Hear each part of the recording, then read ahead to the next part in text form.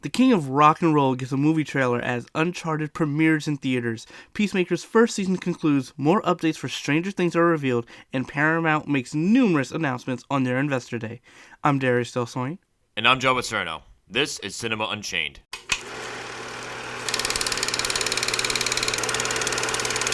Alright guys, welcome back to Cinema Unchained. We got a lot to talk about with you all today, but before we get into talking about the trailer for the upcoming Elvis biopic, don't forget to like, follow, share, subscribe, and hit the bell to get all notifications whether you're on Spotify, iHeartRadio, Podchaser, and more. If you want to help out the show, please give us a 5-star review on whatever platform you can, and follow our social media pages that are listed in the description.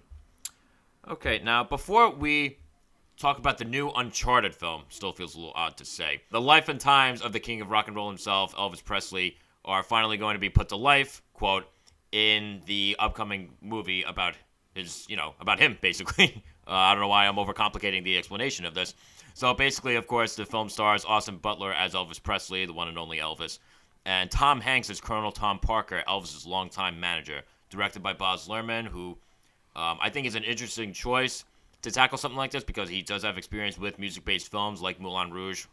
A little weird, but honestly, like a pretty solid movie. He's also done popular films like The Great Gatsby, and he also did the Romeo and Juliet film from the 90s. Not really sure how popular that one was, but I do remember a lot of buzz around it because it had, Leonardo DiCaprio in it, had Claire Danes, had, a few other stars in it. So, yeah, he's got an interesting pedigree backing him up to tackle a movie about Elvis Presley. Yeah, I mean, biopics is such, not really a strange thing, but I think you really want to handle these type of movies with a certain amount of care, because these are people in our history that have played important roles, that have impacted American society in their own unique way. And I think Elvis, just like Martin Luther King Jr. with the Selma one, with the Selma film, and just various others, you really want to just nail it right and nail also the historical time period they were in as well. And so I think Elvis is such an interesting person, and musician as well. He's considered the king of rock and roll for a reason. He's made an impact. So I would hope that even getting an actor to play Elvis, that they really do that person, this character, really well in justice. And from what I've seen in the trailer, the famous Elvis it seems like they're on board. The little pelvic thrust there. I remember thinking, when I first watched the trailer, I'm like, oh, why are they zooming on him down there? I'm like, oh, wait a minute, that was one of his things. Exactly, and it looks like it is. Yeah, no, I mean, going back to what you're saying about, you hope they find someone good to play him. Looks-wise, Austin Butler seems like a good fit. I haven't seen him in a ton of movies. I remember he was one of the people from, one of the Charlie Manson's people in Once Upon a Time in Hollywood. And he did fine there, but, I'm curious to see how he tackles Elvis. I think he gets the voice pretty down pat, but, we'll just have to see. Yeah. Another surprise that I saw, and again, I knew Tom Hanks was going to be in this film. I didn't know what role exactly he'd be playing. It's kind of odd, the vibe that I'm getting from Colonel Tom Parker, at least in this film so far, he seems kind of like a smarmy guy, which is weird to see Tom Hanks playing someone like that. Yeah, it is a bit off, and as well as when you first showed me the trailer, I was like, oh, cool, an Elvis biopic, a film on Elvis. I was like, cool. But as I'm watching, it's like, oh, it's through someone else's vision. And that kind of threw me off as well, because I was expecting it to be more of through Elvis Presley's vision, but this is through someone else's trying to get him. And I was like, okay, I'm going to have to get used to that. But Tom Hanks, his demeanor in this film, the type of character he's playing, I'm not used to, but also I'm interested. He's already sold me. Same. He's a good actor, Yeah. I love it when an actor or actress is, known for kind of doing one thing, but they try and tackle something else. And again, if Tom Hanks gets this right, then I think this could go down as one of his more memorable performances because of how different it is than what he actually does. Mm-hmm. Yep, exactly. So I actually want to see this. I never thought I would want to see a movie on Elvis, but the tone, it's got me. So I'm very interested to see this. I would actually want to try and go to the theaters to see this if I have the time. So Yeah, this will be a good time. Good summer film too. yeah. So, all right, for all you guys, all right, do you plan on seeing the Elvis movie in theaters this summer? Like I said, June 24th. Leave your thoughts in that comment section.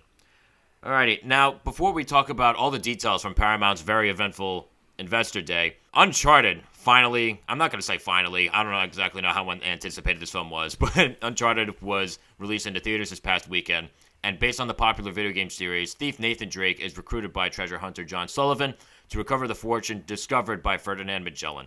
And of course it stars Tom Holland as Nathan Drake, Mark Wahlberg as John Sullivan, and it's directed by Ruben Fleischer, who also did Zombieland 1 and 2, Gangster Squad, Venom. And I'm not going to lie, I had more fun with this movie than I originally thought. Like, it's by no means a masterpiece. It's definitely kind of a dumb, fun time for sure. But I did enjoy this more than I thought I was going to, even though there are some pretty glaring flaws in this film. But now, I never played the video games, so I didn't have, as much to look forward to, or really, quote, as much to lose, with this movie possibly being a disappointment.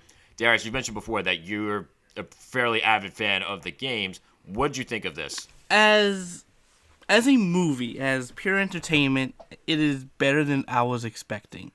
I actually had a lot of fun with it. I actually really like Tom Holland as Nathan Drake. It's different. It's not the Nathan I know. There are certain moments where he is Nathan Drake. But at the same time, and there are also certain set pieces really felt like an Uncharted video game, and I thoroughly enjoyed that. But yeah, I liked it more than I thought I did. But at the same time, the Uncharted fan in me is very disappointed because it just felt like a safe action movie that they just put the Uncharted name on. And to me, that's not Uncharted. Yep. Uncharted, one of the biggest great things about Uncharted is how Nathan Drake, as his character, even though he goes on the adventures, he's a pretty selfless person as well. And he, there's moments in the game where he does things that are just so nice and kind-hearted. And, and to be honest, another great thing about the games is the dynamic between Nathan Drake and Sully. And Mark Wahlberg, to me, unfortunately, he played Mark Wahlberg. He didn't play Victor Sullivan. Yep. And that's something that was a big gripe I had with the movie. It was actually Sully, to be honest. Despite everything else and my other problems, Sully was the biggest issue I had. But I have to accept that in a sense. But at the same time, it was just a fun popcorn movie at the same time. But I didn't want that. As the Uncharted fan, it is disappointing. Yeah, you're expecting more. And I understand, when, a title of something that you really have some sort of attachment to is being slapped on a movie, you're expecting that title's representation to, actually be put in the film somehow. So I can understand that sort of disappointment when it didn't really feel like something having to do with Uncharted. And I'm kind of glad that you touched on Mark Wahlberg, because Tom Holland and Mark Wahlberg, they are entertaining, and I do think they worked well together, but this is characters across the board. The characters are predominantly people, throwing quips at and hitting each other. And the same thing with Tom Holland and Mark Wahlberg's performances. They don't include much out of, just making, throwing barbs at each other and everyone else. There's not really much to their characters, too. Yeah. I feel like the villains were pretty lackluster, too. Which, again, it makes sense because, it's a video game movie. The villains, like I said, we're not there. Antonio Banderas, honestly, they wasted him. I don't understand, how you get someone as talented and really charismatic as Antonio Banderas, and you just waste him the way they did. He's not in the... I don't want to give away too much. He's not in the film as much as you'd think. And the times that he is in the film, I'm going to be honest, I'm going to forget about him in a week. Yep, exactly. It's the villains were very... It's so interesting you say that, because one of the villains in the game is really good. So seeing, just a basic villain in the movie is kind of But at the same time, it's a regular action movie. It's greed and all of this. And, the other things I didn't... And you were mentioning the dynamic between Mark Wahlberg and Tom Holland. I did not really get I wasn't really sold on it in the beginning. It was much later that I was like, okay, this is working. Or they're finally clicking in a sense. In the beginning, to me, it felt a bit forced and rushed. And even, like, the beginning I actually really liked. I really liked seeing Nathan at a certain point when he was a kid, because that is very reminiscent of Uncharted later on, because they dive into a bit of his history with a certain someone, and I really liked it. The only problem is I wish we stayed more in that area, because that is such an important piece to him that I feel like they kind of glossed over. But yeah, overall, I had a fun time. It's not Uncharted, but I still liked it. Do I want a sequel? Honestly, I kind of do, because I had this much fun. And they're already teasing out a sequel too. Mm-hmm. A lot of fun. Certain things felt too dumb to make it feel anything that's not a video game movie. One thing that I noticed too was how there are like so many scenes throughout the film where one of the characters uses like sleight of hand to steal Lord. something, but it's just Like, is it just crazy, like, how this sleight of hand just, manages to work all the time? Like, I feel like a character could have hidden something, anywhere in their body, and just magically would have been taken. Like, I was just waiting for Mark Wahlberg to be like, I don't understand how she got the cross. I hid that firmly up my ass. How'd she get it? Mm-hmm. And, it just felt, so unbelievable at that, by the end of the film. I'm like, I just couldn't get into it. I just couldn't take it seriously. And again, I know that, it's a video game movie. You're supposed to suspend your disbelief, but I said this about Fast and Furious 9, too. I can only suspend my disbelief so much to the point where I'm like, all right, it's a little dumb at this point. And the final action sequence at the end, too, it was cool, but again, it made no sense whatsoever. I love the final action set piece. To me, that was this actually felt a bit Uncharted. And even the cargo plane, as they showed in the trailer, watching that fully, I was like, wow, they did this actually pretty dang well. And and I was telling Will to my friend to the next to me, there were certain moments in it that I'm just like, I'm just thinking of the game with the quick time button press where you have to mash a square to get something, and I like that feeling, because it's that felt Uncharted, and I really much enjoyed it.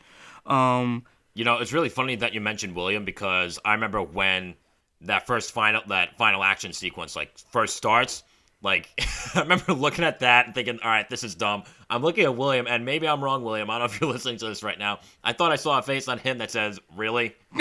Really? This doesn't make any sense. Oh, he knew. We were talking about it. We were both like, that doesn't make any sense, but it was fun as hell. Oh, it was fun, but I definitely lost a couple brain cells. I'm like, all right, I guess we're just going to be able to get away with this now. I was the same boat. I was like, what? What? How? Same boat. What? You know what? No. I was the same boat. I see what you did there. But I do want to give one more huge shout out, because Sophia Ali as Chloe, I actually really liked her. Out of all the characters, she was actually my favorite, because she wasn't bad. As I was watching it, I was like, that's Chloe from the game, and I love it. The accent, etc. I was like, yes, this. You managed to get her right, but not Sully and Nathan Drake. Okay. Mm-hmm. Yeah, overall, I definitely enjoyed this more than I thought I was going to. I went into the night, just going out, okay, William and Darius are going to go. I might as well go. I don't have much else going on tonight, and we could talk about this on the show. But, I did have a good time with it. I was expecting to completely tear this film apart, but even though there are a lot of glaring flaws with this movie, it wasn't nearly as bad as I thought it was going to be, every single time that I saw the trailer before every other movie I saw, the last 3 or 4 months. So. Mm-hmm. Exactly. So, I mean, like I said, had a good time. Wish it was better, but surprisingly, just liked it more than I thought. Yep, that's really all there is to it. So again, for all you guys, did you get a chance to watch the Uncharted movie? If you did, were you a fan of the games? Do you feel like it served up to being an Uncharted film based on the video games? Leave your thoughts wherever it is that you can. All right. Now, of course, at this point, don't forget to follow, share, subscribe, and hit the bell to get all notifications, whether you're on Apple Podcasts, Pandora, YouTube, and so much more. If you want to help out the show, please give us a 5-star review on whatever platform you can. All right, now before we get into the news surrounding Stranger Things, Paramount had a fairly eventful investor day this last week. They announced like a lot of new different projects, big projects that are going to be in development over the next few years. One of the ones that stood out to me the most was that A Quiet Place 3 was actually announced on this investor day. And it's strange too, like, you know, when you read certain things and you're it's how do I put this? Like, it always like opens your eyes, like, oh shit, like they are coming out with this. But at the same time, I'm like, look at how much money A Quiet Place 2 made post-pandemic, right? So it's not that much of a surprise that A Quiet Place 3 is coming out. It's currently set to be released in 2025. And not a lot of details have been released so far, except for, I believe, John Krasinski is returning to direct. Emily Blunt, Millicent Simmons, and Noah Jupe, I hope I'm saying his last name correctly, are going to be returning to the film as well. So, you know, again, it's another thing to look forward to over the next few years.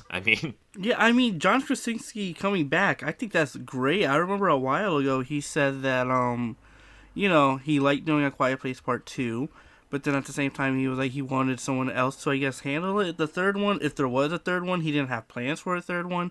I remember reading that or hearing that somewhere, and I guess now, hey, he's coming back. I'm like, yo, that's awesome. Like, I feel like only he gets it. This is his kind of film sort of thing. So, knowing that Quiet Place 3 is coming out in a few years, really, in a couple short years, we're getting there. I'm excited. I love A Quiet Place 1. I love 2. I'm excited to see what he brings with 3, and I'm excited to see the direction considering the ending of 2. So I think the ending of 2, and really 2 in general, opened the world to us a bit more and saw different avenues and different aspects of the world handling these creatures, and it just makes you wonder where else can they go. Don't go to space. Yeah, right. Yeah, don't pull a Fast and Furious and just miraculously go to space. Oh my God, that's other conversations that we've had too many times already on this show. But yeah, no, it's just funny enough that like it says like, oh, it's set to be released in 2025. Like, I always think it's crazy like how far the line, like, a lot of these studios plan for things. Speaking of like, having big and ambitious plans, Sonic the Hedgehog 3 was also announced too, which is crazy because Sonic 2 didn't come out yet. It comes out on April 8th. So, I mean, 2 can't be half bad if they're already planning for 3. I think they're very confident. I think they heard what a lot of people liked about 1 and even what fans want a bit more. And it seems like they're doubling down on a lot of those things, especially some action set pieces, and even knowing that Sonic 3 is happening, I can already kind of see and hope where they go in future characters that can be introduced because of just certain things that's happening in Sonic 2 just from the trailers that I'm noticing. So I am very much excited for Sonic 3. I can't wait. I know they barely said anything about it, but seeing my excitement for Sonic 2, how I might feel about Sonic 2, I'm down for the ride. That's all I know. I'm down for the Same ride. Here. Speaking of the ride, a spin-off series about the classic character Knuckles was also announced that it's in development. What do you think of that? That is interesting to do a spin-off series because it kind of says two things to me, especially considering Sonic 2 and where it could end. Knuckles is not going to be part of Sonic's core team for Sonic 3, and that he's going to go off and do his own thing, and we're going to see that, and he may return to Sonic 3. But at the same time, it's interesting. I'm actually interested to see what they do with the series, because is it going to be Knuckles focused, or are we going to see Sonic and Tails and that sort of thing? And at that point, you might as well do a live action Sonic Adventure series. So knowing that it's a series on Knuckles, I'm actually interested. I like Knuckles. I like him as a character in the Sonic franchise. So I'm curious to see the direction, mainly because that is very unknown considering Sonic 2 hasn't come out yet. We don't know what happened in the end or during that film and etc. So I'm intrigued with the direction, the approach they're gonna take Knuckles in. And like, it's funny enough that you're curious about the direction. I'm curious about the direction too, because it's funny enough. Ben Schwartz, the guy who voices Sonic the Hedgehog in these films, he I believe he tweeted. He said, "We are building a whole universe here, people." So I guess that's what their intentions are. Maybe they're trying to pull like a Marvel or like a DC, like all these other things that have like shared universes. And it's just crazy enough. Like, do you feel like they're getting too confident with everything having to do with Sonic? Like, could you have ever predicted this amount of success with like Sonic the Hedgehog? I mean, in like motion pictures and stuff like that. Possibly. I think now I don't see. I'm not sure about too confident because I think they're just. I think it depends on the people behind the scenes, and you can tell the director was very passionate about Sonic 1. That he basically a prime example of I think how you should be treating fans, treating audiences right is when the first design of Sonic came out and everyone hated it because that's not Sonic. Oh my god. But then they literally said, we're going to change it. And they halted, they delayed, and they changed the design, showed a new trailer, and everyone was on board. Yeah, some people might have had a few gripes of maybe, let's say, the skin wasn't, should have been blue, but, his skin color, whatever. But at the same time, it's like he's a blue hedgehog. He looks a bit more cartoonish and how he should be, and that is what was important. And the director literally was like, yo, we're going to do this. Fans are not enjoying it. You don't see a lot of that from big Hollywood studios, and even directors go out their way to do this. So I think it's a level of the people who are part of the project as well, that they're like, if we can do this, we're sticking to it. Let's do more with this IP, with this franchise, because we know we can do more. And to get certain characters right, maybe it has to be a series. There's certain feelings I have for Marvel Studios to do X-Men. Do I think they're going to do what I would ideally want them to do for the X-Men? No, not at all. So, but you can see that at least here they're like, you know what, with Knuckles, let's do a series. Let's test the waters. And I like that because they're doing more, they're experimenting, and they're opening the universe, and I enjoy that. And Sonic is a big universe. So, it's funny enough that you say, like, they're listening to fans, too. I feel like here's the thing, like, that first Sonic design, like, it was just so bad that the reception for that film would have just been too negative to surpass any sort of, like, nostalgia that fans have for the original Sonic games. Because I feel like a lot of people would have looked at that and it's been like, nah, maybe I'm not going to waste my time on this. Like, nah, I'm not going to tell my friends to go see this. And it's all that would have led to not being able to justify a sequel, right? So they can make more money, right? Because, again, that's what this is. And it's cynical to say, but, like, just about everything with movies, as everything else, like, in business, it's a money game, right? And if people are very clearly telling you, very passionately telling you that the main character in your movie looks like shit, then you better make some adjustments. So they definitely made the right move there. Like, and I remember seeing like all these memes and whatnot recently, like, oh, like, can't believe like everybody like cyberbullied an entire studio into redoing the Sonic design. But at the end of the day, like, they made the smart move too. And it just makes me wonder, what were they thinking when they designed him the way they originally did? And it's just like, that entire first trailer was among the cringiest things I've ever watched, because you have that terrible design, you have Gangster's Paradise being played in the freaking trailer. I'm like, this is probably like the worst combination of audio and visual that I've ever seen or ever witnessed. Yeah, memories. But yeah, I'm excited for Sonic 3. Like, and I can only imagine where they're gonna go, considering certain things they've already teased in Sonic 2. So.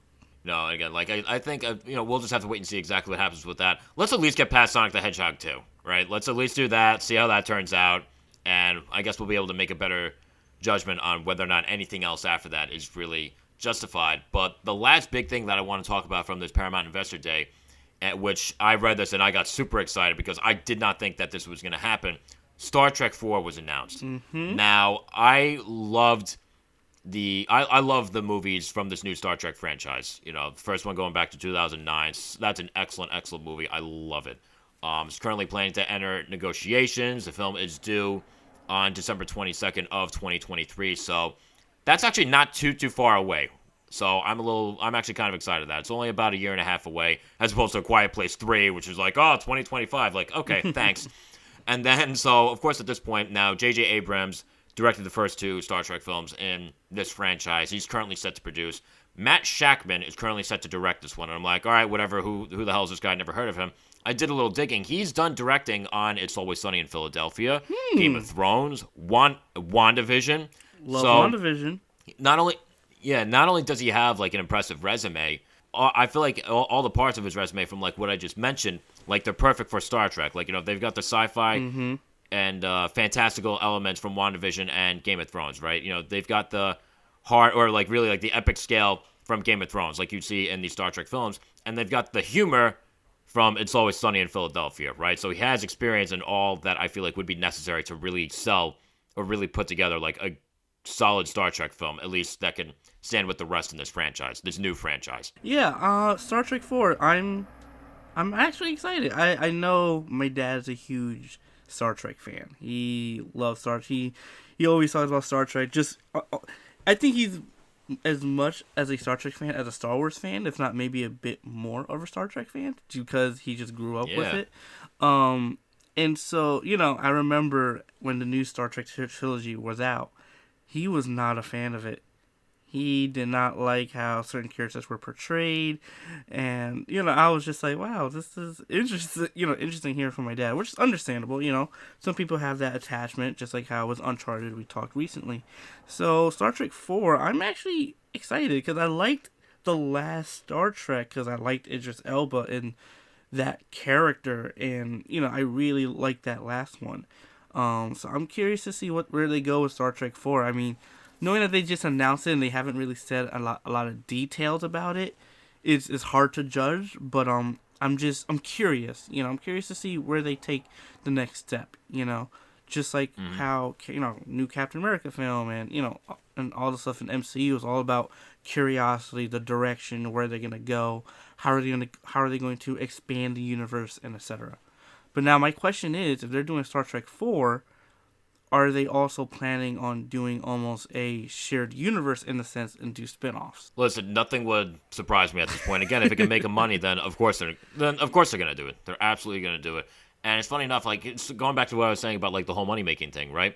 It's been a long time. Like, by the time this film comes out, it'll be a long time from Star Trek Beyond, because I believe Star Trek Beyond came out in, like, 2016. From 2016 to 2023, that's a bit of a gap.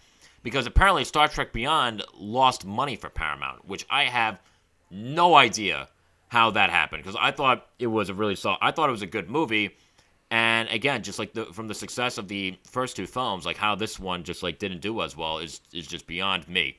Especially which again, like all across the board, like across the board, like they're pretty solid films. I know there's a lot of complaints with like Star Trek Into Darkness. Like I still think the movie's fine, but it's funny, too. Like, I also remember a while ago when Quentin Tarantino was writing a script for Star Trek, which, thinking about that could have been interesting. Mm-hmm. Yeah, that would have been interesting. But yeah, Star Trek 4, interesting, curious, matter of wait and see. And I'm curious to see where they take with this franchise. So, it's going to be interesting. Paramount, they said a lot.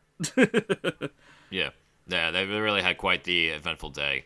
Again, just capping off with this. Of course, the vast majority of like the cast from this franchise is set to return. Chris Pine, Zachary Quinto, Zoe Saldana, Simon Pegg, they're all set to return, and they're going to begin filming by the end of this year. So I'm really excited. Like I said, this is not news that I thought I was going to get, and it kind of just fell by the wayside, and I didn't feel like it was justified for that to happen, but I guess they did enough research. We're like, you know what, let's try Star Trek 4 again. Yeah. Let's try this, and let's see what happens.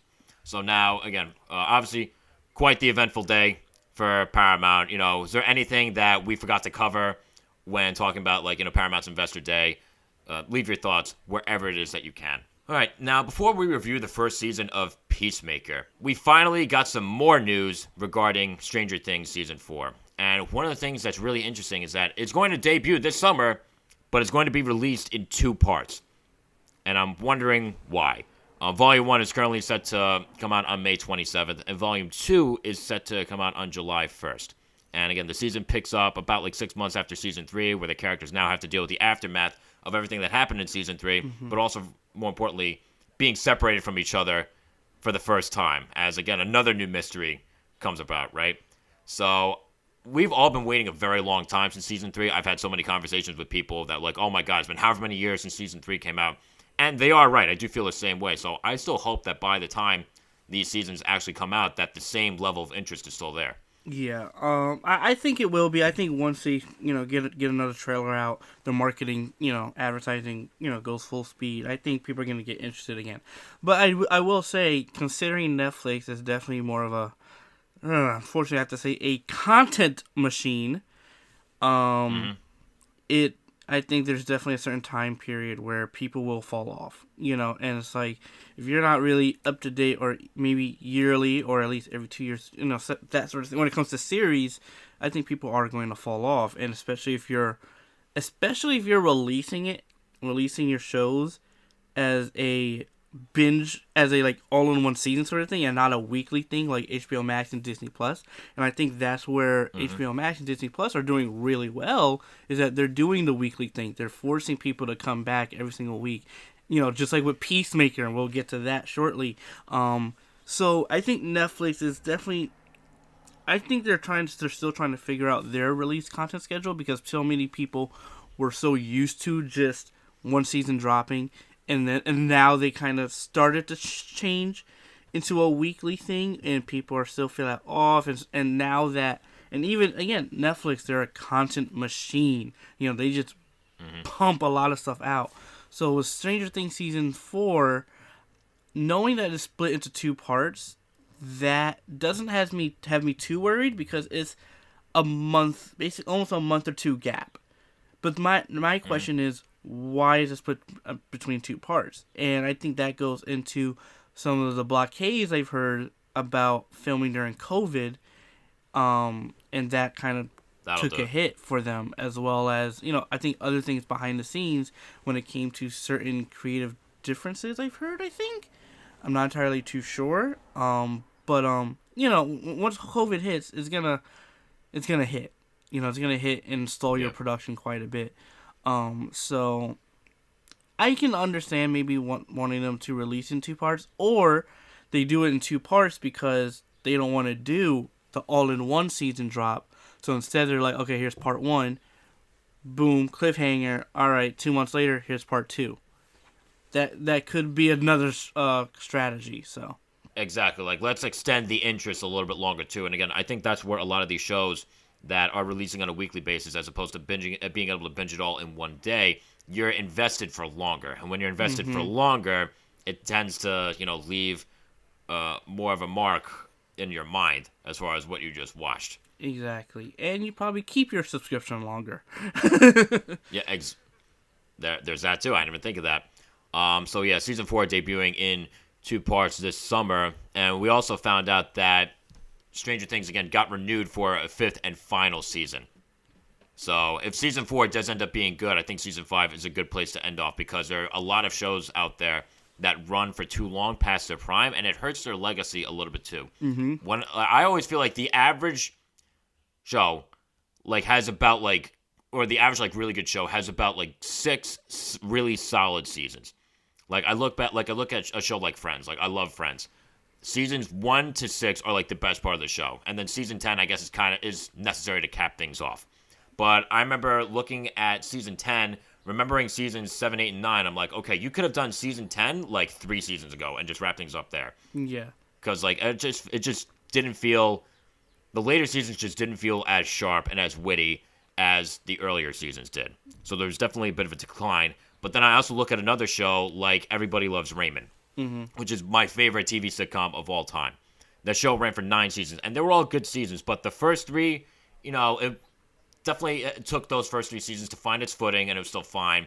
But the rest of the seasons after that, again, are among the best TV that I've ever seen. And I look at a show like The Sopranos, too. And The Sopranos actually did something similar. Their season 6 is 2 different parts, too. And I feel okay, Sopranos, if they ran much longer than when they did, then I feel like that would have hurt the show's legacy too. So I feel like the average TV show, at least based on my personal experience, has about 6, maybe 7 solid seasons. And I feel like for Stranger Things to end off at season 5, again, assuming that that seasons 4 and 5 are still solid, then I think that'll be a good place for them to do so. Yeah, I think so. And not only expand, the show as well, but also look at the actors. They're getting older. Mm-hmm. They're getting into their Yeah, 20s. you can only play kids for so long, right? Yep, they're getting into their 20s, so it's kind of like, okay, we should wrap it up at season 5. And I think they're considering that factor as well. Instead of casting new actors, like, you know what? No, we've been with them. These are the characters this long. Season 5, we're seeing their growth. This should be their last as, season 5 could then be literally graduating high school if they wanted to do that.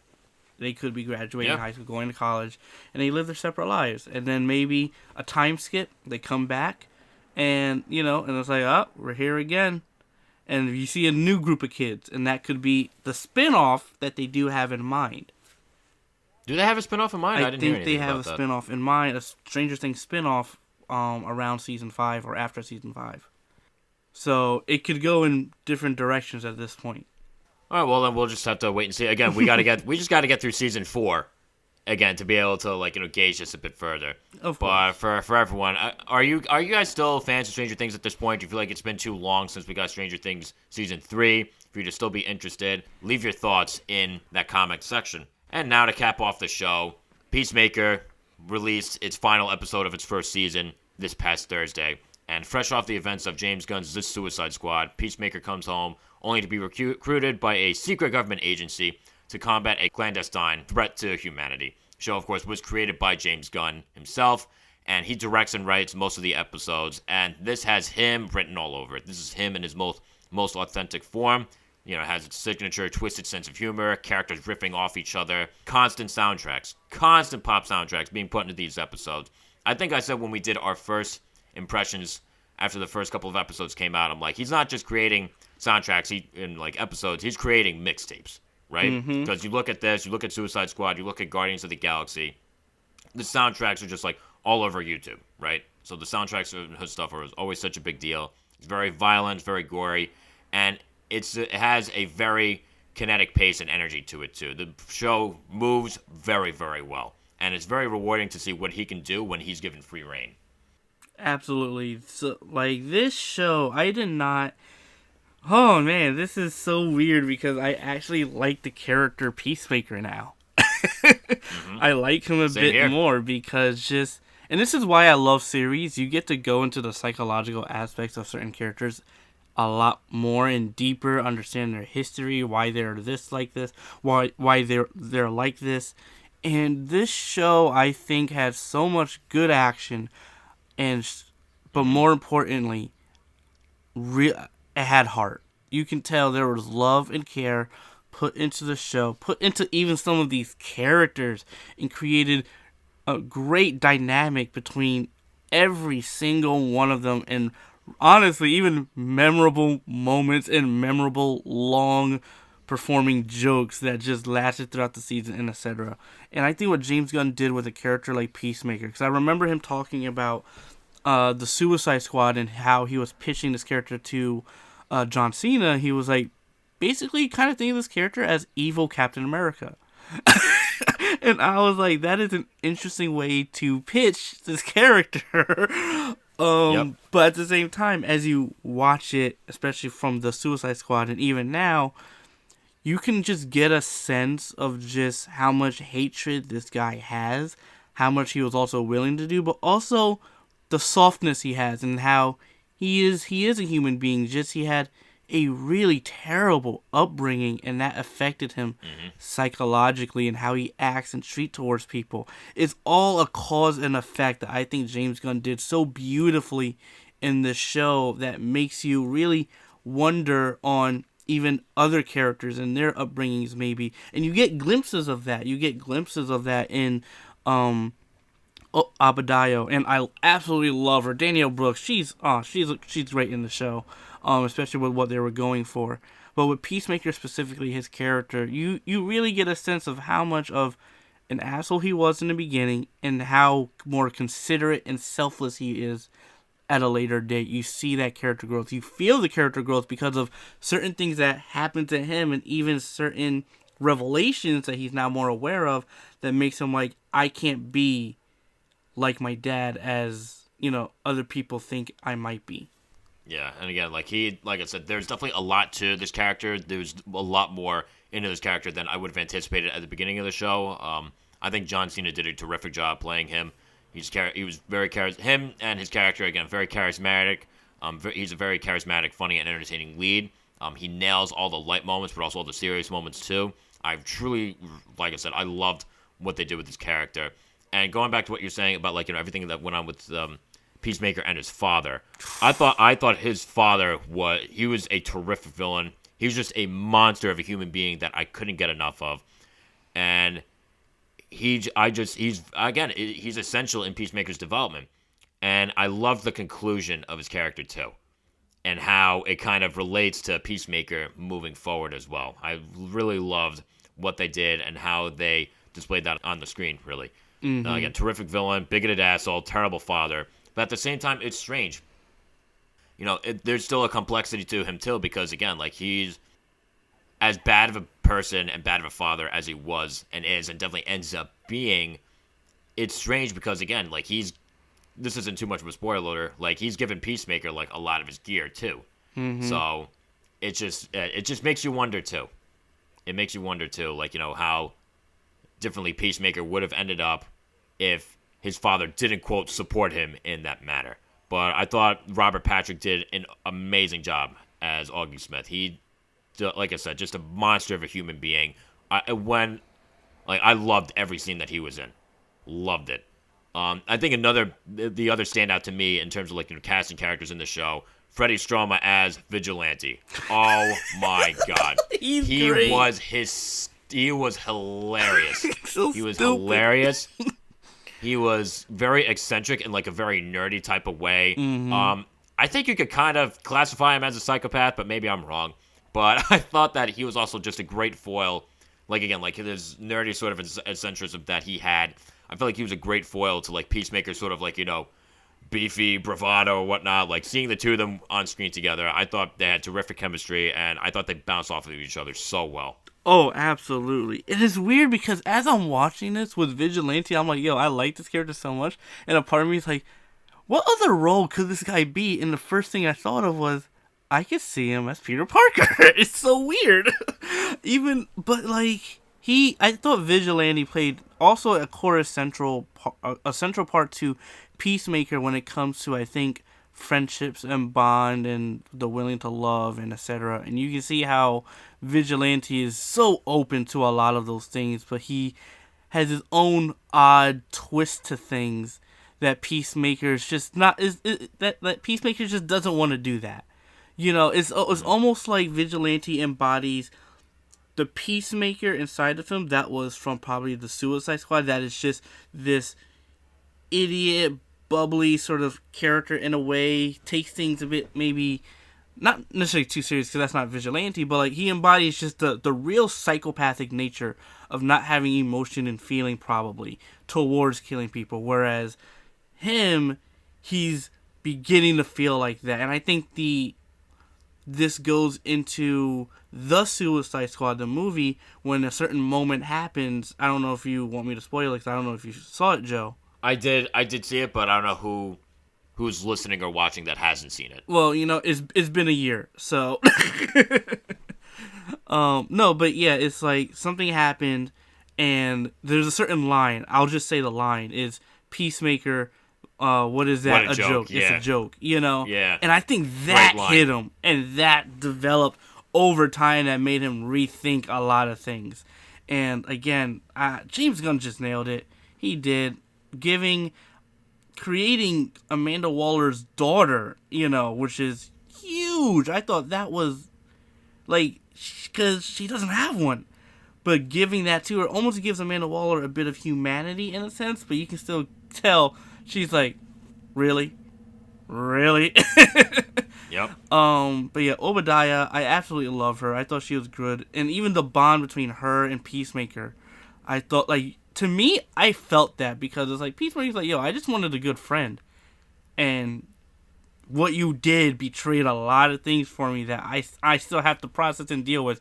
How does he do it? Mm-hmm. As a jokester. And it's such a good show, man. Yeah. Honestly, again, if I definitely, looking back on the entire season, I highly recommend this show, especially if you're a comic book fan, if you're a James Gunn fan, if you were very much into the Suicide Squad, definitely check this one out. It is very much worth your time. And for all you guys that are listening still at this point, what did you think of Peacemaker? Do you feel like they did right by the character? Do you feel like it's a worthy follow-up to the Suicide Squad? Do you feel like James Gunn did a good job bringing all this to life? Leave your thoughts in that comment section. And just like that, that's all we got for you today. Don't forget to like, follow, share, subscribe, and hit the bell to get all notifications, whether you're on Google Podcasts, Listen Notes, the Podcast Index, Stitcher, and more. If you want to help out the show, come on. Why wouldn't you want to help out the show? Please give us a 5-star review on whatever platform you can. And follow our social media pages that are listed in the description. Join us next week as we review the new Medea film that's going to be on Netflix this coming Friday. And we'll see you then.